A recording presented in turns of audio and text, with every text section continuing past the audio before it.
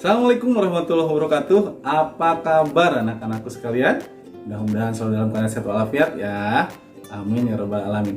Berjumpa lagi dengan Pak Vicky. Kali ini masih di pembelajaran matematika.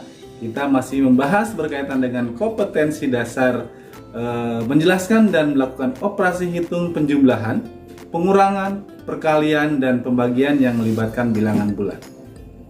Baik anak-anak, sebelum memulai pembelajaran kita pada kesempatan kali ini, mari sama-sama kita berdoa dengan harapan mudah-mudahan ilmu yang kalian dapatkan pada kesempatan kali ini bermanfaat dan berkah buat kita semuanya. Yuk sama-sama kita berdoa. Bismillahirrahmanirrahim. Robbi zidni ilman warzuqni fahma waj'alni minasyolihin. Amin ya Allah ya rabbal alamin. Baik anak-anakku sekalian, tujuan pembelajaran kita pada kesempatan kali ini adalah peserta didik mampu menyelesaikan soal cerita sehari-hari yang berkaitan dengan operasi hitung bilangan bulat. Berarti kita sekarang sudah ke operasi hitung bilangan bulat soal cerita. Baiklah, beberapa waktu yang lalu kita sudah membahas berkaitan dengan sifat-sifat dari operasi hitung bilangan bulat. Masih ingat? Coba direview lagi. Yang pertama adalah sifat komutatif atau pertukaran. Yang kedua, sifat asosiatif atau pengelompokan. Dan yang ketiga adalah sifat distributif atau penyebaran. Oke, mudah-mudahan kalian masih mengingatnya dengan baik.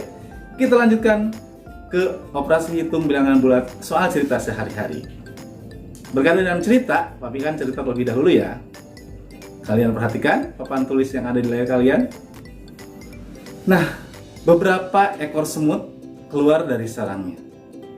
Salah satu dari semut tersebut kemudian langsung memulai aktivitasnya berjalan mencari makanan. Setelah berjalan 50 cm, ia beristirahat sejenak untuk berkonsentrasi mencari informasi tentang lokasi makanan. Kalian tahu, semut untuk mendeteksi atau mencari lokasi makanan dia mengandalkan antena yang ada di kepalanya, bukan indera penciumnya. Jadi, semut tersebut kemudian berkonsentrasi sejenak, tapi apa yang didapatkan? Dia kecewa karena dia merasa tidak ada makanan yang terdeteksi di sekitarnya. Dengan sedikit kecewa, semut tersebut kemudian berjalan perlahan lagi menjauh dari sarangnya. Rupanya, nasib baik masih berpihak kepadanya. Setelah berjalan sejauh 30 cm dari peristirahatannya yang tadi, semut tersebut menemukan sesuatu. Wow, apa ini? Besar sekali. Sepertinya sebuah makanan. Coba hubungi teman-temanku. Siapa tahu ada yang mendengarnya. Bisiknya dalam hati. Namun, setelah menunggu beberapa detik, teman-temannya tak juga muncul. Ia pun dengan bersusah payah menggotong makanan tersebut dan memutuskan untuk meninggalkan sebagian besar makanan yang ditemukannya. Kemudian semut itu menelusuri jalan yang dilaluinya tadi untuk kembali ke sarang. Nah, anak-anakku sekalian, dari cerita tadi, ya, kita nanti bisa menyimpulkan ini masih berkaitan dengan soal cerita operasi hitung bilangan bulat. Ayo, kita hitung bersama-sama berapa sentimeter jarak yang harus ditempuh semut tersebut dari tempat ditemukannya makanan untuk kembali ke sarangnya. Oke, sekarang kita selesaikan dengan menggunakan garis bilangan. Perhatikan di layar. Nah, kita hitung sarang semut tersebut dimulai dari titik 0. Kemudian tadi dikatakan semut tersebut berjalan sejauh 50 cm sampai tempat peristirahatannya. Lalu kemudian karena tidak menemukan makanan tersebut, semut berjalan kembali sejauh 30 cm. Nah, kalau kita tuliskan ke dalam kalimat matematikanya, 50 cm ditambah 30 cm sama dengan 80 cm. Jadi, semut tersebut sudah berjalan sejauh 80 cm dari sarangnya. Atau semut tersebut harus menempuh 80 cm untuk kembali ke sarangnya dari tempat dia menemukan makanannya.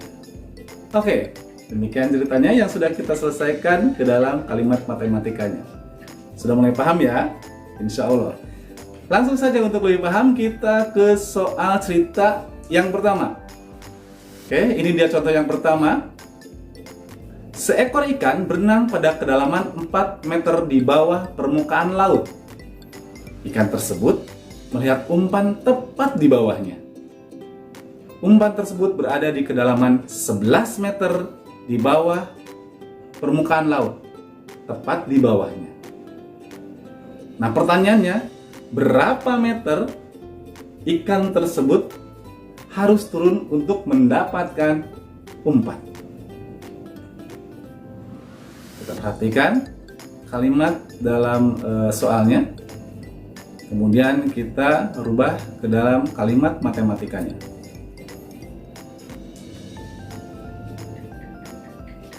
Seekor ikan berenang pada kedalaman 4 meter di bawah permukaan laut. Katakan permukaan laut merupakan titik nol.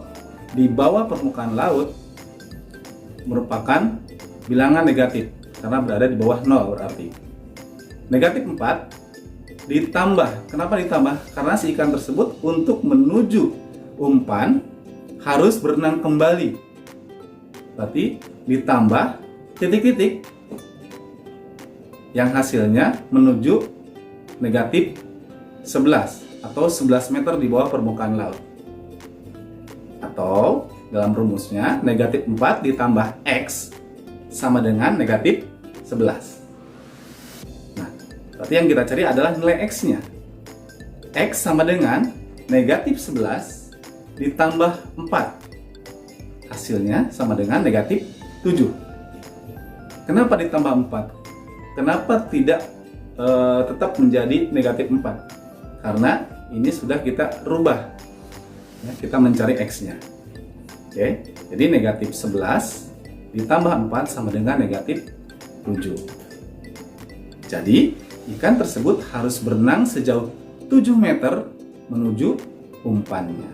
Nah, itu contoh soal yang pertama ya, mudah-mudahan kalian bisa memahaminya. Oke, sekarang kita ke contoh yang kedua. Ya, perhatikan, ini contoh yang kedua. Ada di buku paket kalian ya. Swedia terkenal sebagai negara yang dingin sekali. Selama musim dingin, salju ada di mana-mana. Suatu hari, tercatat suhu di daerah Stockholm itu adalah ibu kota dari negara Swedia, sekitar negatif 20 derajat Celcius atau 20 derajat Celcius di bawah 0. Sedangkan di bagian utara Swedia tercatat suhunya mendekati 3 kali suhu di Stockholm. 3 kali suhu di Stockholm. Perhatikan soalnya. Ya. Pertanyaannya, berapa suhu di bagian utara Swedia? Kembali kita rubah ke dalam kalimat matematikanya. Suhu yang berada di kota Stockholm sekitar 20 derajat di bawah 0. 20 derajat Celcius di bawah 0. Berarti negatif 20. Kemudian ternyata di bagian utara Swedia suhunya 3 kali lipat atau 3 kali suhu dari kota Stockholm. Berarti dikali 3. Negatif 20 dikali 3 sama dengan negatif 60. Ingat, rumus dari operasi hitungnya negatif dikali positif, hasilnya akan menjadi bilangan negatif.